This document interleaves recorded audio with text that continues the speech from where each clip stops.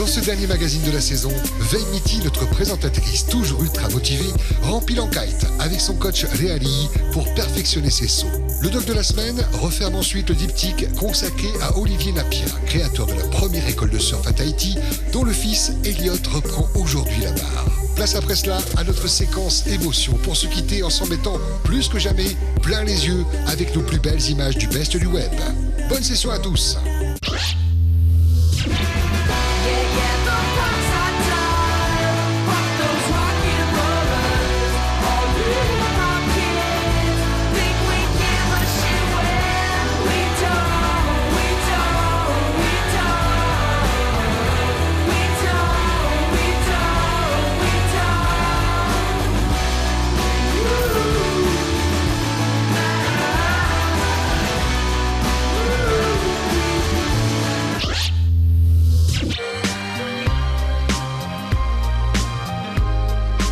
Salut Ray! Coucou Mitty. Ça va? Ça va et toi? Ça va, cool. Donc on peut toujours naviguer avec cette crise du Covid? Oui, du coup avec le Covid, on peut toujours naviguer, heureusement d'ailleurs. Parce que déjà le kite c'est un sport assez solitaire on va dire, donc on n'est pas collés les uns aux autres, il y a assez de distance. Quelles sont les difficultés qu'on peut rencontrer quand on commence à faire des figures? Enfin, le plus dur déjà c'est de tenter la figure, donc souvent ça fait un peu peur quoi.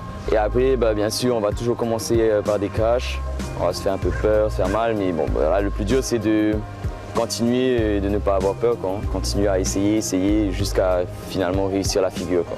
Et parfois il y a des figures où ça prend vraiment du temps avant de commencer à la poser, ça peut prendre des semaines, des mois, même des fois des années, quoi. Quelles sont les figures basiques du freestyle en kite? Les figures de base en kite, donc c'est toujours un peu les mêmes qui reviennent, donc c'est des rotations avant ou arrière, tout simplement une rotation ou deux.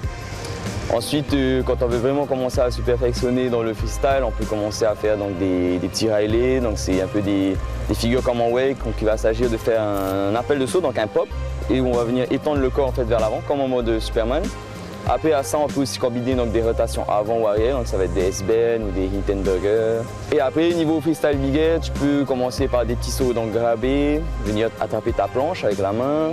Enlever les pieds de la planche et les remettre. Donc ça c'est vraiment les figures basiques, c'est à partir de ça que tu vas pouvoir ensuite continuer la progression sur des figures plus compliquées, quoi. Est-ce que tu peux nous expliquer un peu ce qu'est le pop? Alors le pop en fait c'est la base de tous les sauts en kite. Donc c'est le petit appel de saut que tu vas faire avant de sauter. C'est comme un ollie en skate en fait. Donc tu vas prendre de la vitesse, tu vas renvoyer ton aile pour pouvoir sauter et juste avant de sauter tu vas faire un petit pop. En fait, c'est donc un appel de saut, tu vas venir lever ta jambe avant et appuyer sur la jambe arrière. C'est ça en fait ensuite qui va te propulser vers le haut, quoi. Alors Ray, depuis la dernière fois qu'on s'est vu, je me suis pas mal entraînée et maintenant je fais pas mal de figures. Donc j'aimerais qu'on regarde ça ensemble pour que tu puisses me donner des conseils pour m'améliorer. Ok, bon c'est parti, on va aller regarder ça.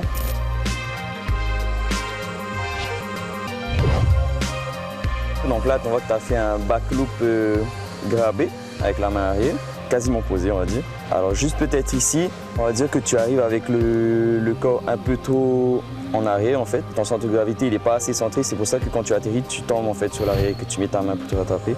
Il faudrait que tu arrives avec les jambes plus accroupies et le corps plus en avant en fait. Alors là pour cette figure, donc là on voit que tu viens essayer de faire un front. Malheureusement, tu perds ta planche. Bon, soit tu avais les straps mal serrés, ou soit tu n'as pas. C'est dur à expliquer celui-là. Donc là, tu arrives de la vitesse, tu remontes ton aile, et là, appel de saut, tu pars en fente. Alors là, la rotation, elle était vraiment bien exécutée. Tu as bien gagné le corps, bordé la barre pour prendre de la hauteur. Malheureusement, tu pousses un petit peu la barre, donc en fait, tu perds de la puissance. Du coup, au moment où tu atterris, comme tu as tout relâché, du coup, ça t'a fait un peu, t'avais plus de soutien en fait. Okay. Donc, ce qu'il faudrait faire, c'est peut-être relâcher la barre un peu plus tôt si tu veux. Mais juste avant d'atterrir, il faut que tu rebordes en fait pour avoir du soutien et de la puissance pour prendre de la vitesse, quoi. Okay. Mais sinon, la rotation, elle était parfaite. Bon, c'est bien, Mitty, hein. Franchement, tu as bien progressé depuis le temps qu'on se connaît, quoi. Ouais. Et je pense, prochaine étape, tu pourras essayer les déhooker en décrochant là-bas. Ok, ça marche. Merci, Léa, pour tes conseils. Allez, à bientôt. À bientôt.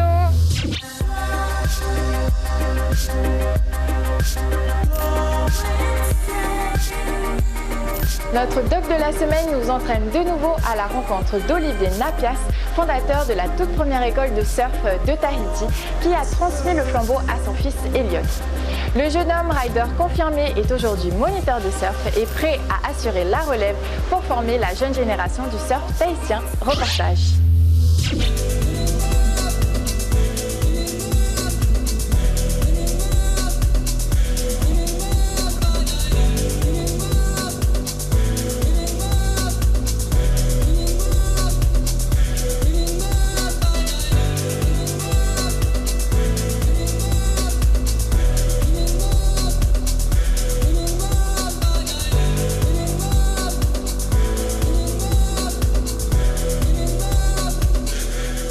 Elliot, il est venu dedans aussi tout naturellement, quoi, parce que bon, lui, il est plongé dedans depuis qu'il a l'âge de 3 ans.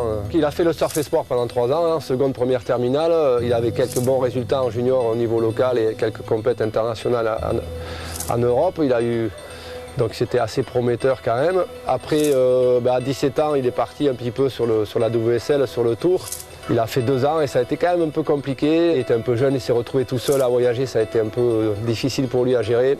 À la longue, ça a été dur parce que même si tu bouges avec des potes, avec du monde et tout, qu'il y a toujours du monde qui t'entoure, qui est avec toi, tu bouges quand même souvent tout seul, tu es loin un peu de chez toi, tu es un peu loin de tout. Fils et graine de champion, Elliot Napias aura passé 3 ans dans la section surf espoir du lycée de Papara, tout en participant durant des années à des compétitions au niveau local puis au niveau international, débuté dès l'âge de 10 ans. Une vie de rêve, mais pas seulement.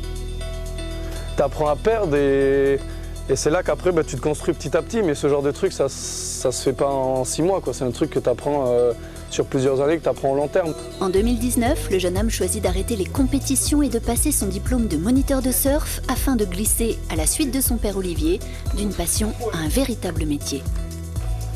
Ah mais Biome c'est un brevet d'État, donc il y a un tronc commun. Il y avait une partie commune un peu théorique à tous les sports, pédagogie, psychologie, anatomie, où on apprend un peu le corps humain et comment ça fonctionne à tous les niveaux. Et après une partie spécifique sur le surf. Par la suite, j'ai voulu me spécialiser un peu plus pour entraîner le surf de haut niveau. C'est là où je me suis orienté sur le 2e degré du diplôme, où là c'est plus spécifique vraiment à l'entraînement. Dans la formation de ces diplômes, on rentre beaucoup plus comment faire un entraînement qui soit efficace. Après le bac, j'ai arrêté, j'ai pas continué les études et j'ai fait pendant 2 ans toutes les compètes, là, j'ai fait ça pendant 2 ans. Et après au bout de 2 ans, on s'est assis, on a discuté avec mon père et on s'est dit bon, là ça fait déjà 2 ans, on a un peu étudié les résultats que j'avais, le potentiel et les moyens qu'on avait parce que ça coûte quand même pas mal d'argent. Et en même temps, je me suis dit que cette année, c'était pas mal de passer mon BP, mon diplôme pour être moniteur de surf. Au moins, ça assurait un peu mes arrières parce que mon père, il a l'école de surf à Tahiti. Et je savais que dans tous les cas, moi, c'était quasiment sûr dans ma tête que j'allais finir à travailler dans l'école de surf. Si j'ai d'autres opportunités à droite à gauche pour aller voir un peu ce qui se passe dans le monde extérieur et essayer de ramener ça ici et pour après développer l'école, quoi. Je vous ai attaché les liches. On va aller dans le bassin derrière, on rince un petit coup, on enlève le sable et après on remonte au camion.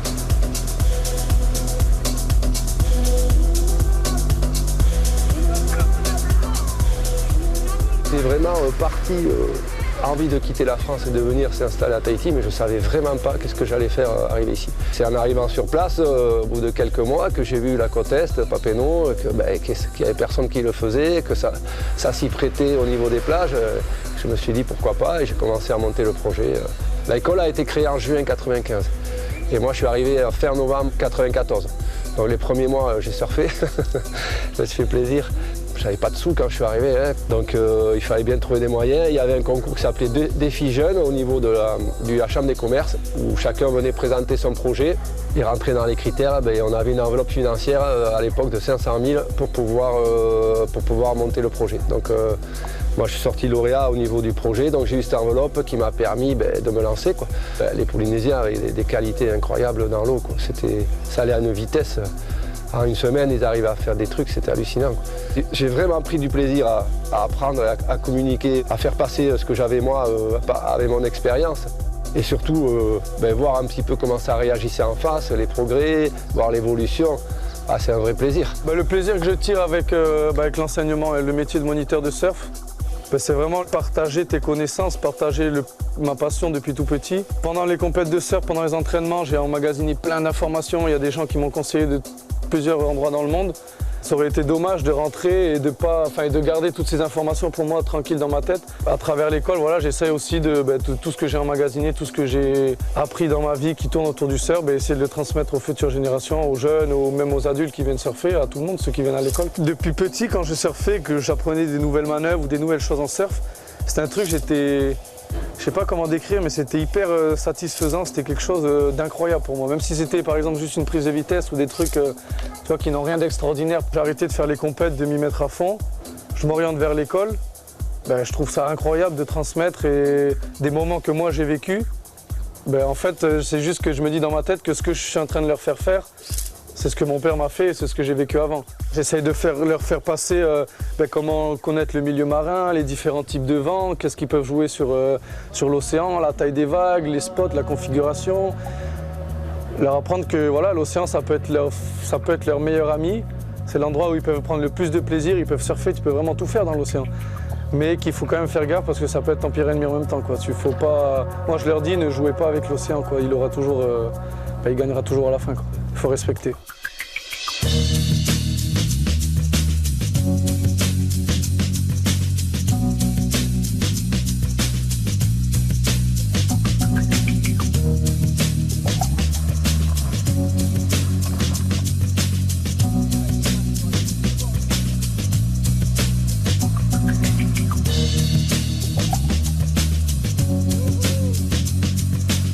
Les cours de surf, c'est vraiment tranquille, quoi. Comparé à la France et tout, les conditions, les spots sont plus appropriés, il n'y a pas toutes les baïnes, même malgré qu'il y ait du monde, de plus en plus de monde sur les plages. Il y a beaucoup de concurrence depuis quelques années, il y a beaucoup d'écoles, donc ça commence à être, comme tous les secteurs d'activité, un petit peu concurrentiel et c'est un peu dur. La plus grosse difficulté qu'on a, c'est le manque de place et le manque de spots sur Tahiti pour faire d'initiation. Donc le nombre d'écoles augmente et la place n'augmente pas, les spots n'augmentent pas, on ne peut pas en créer d'autres. Donc ça fait qu'on se retrouve un peu les uns sur les autres sur les spots. Ça devient un petit peu critique quand même. On avait déjà un peu réfléchi avec Michel Demont, on est les deux plus anciens par rapport à ça, à faire des propositions plutôt de créneaux horaires dans la journée pour ne pas être tous en même temps au même endroit. On ne peut pas empêcher quelqu'un de travailler, c'est clair, on ne peut pas, mais il faut bien comprendre je pense que dans les années à venir, si ça continue à évoluer comme ça, il va falloir s'organiser différemment.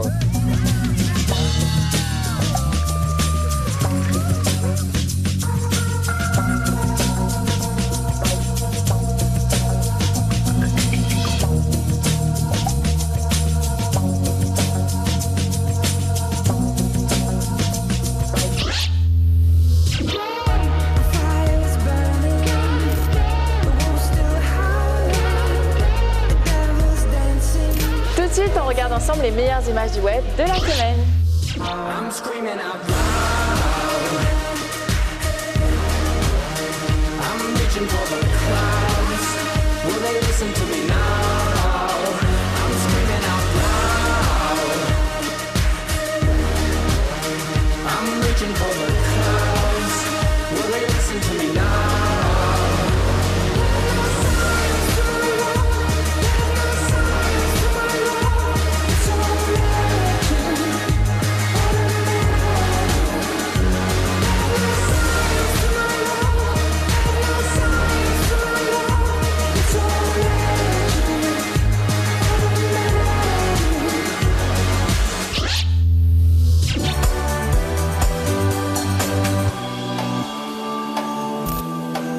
Cet épisode 100% glisse, rendez-vous sur la plateforme de Polynésie, la première, ou bien rejoignez-nous sur nos réseaux sociaux. En attendant notre prochain rendez-vous, bon ride à tous et à la semaine prochaine. Nana!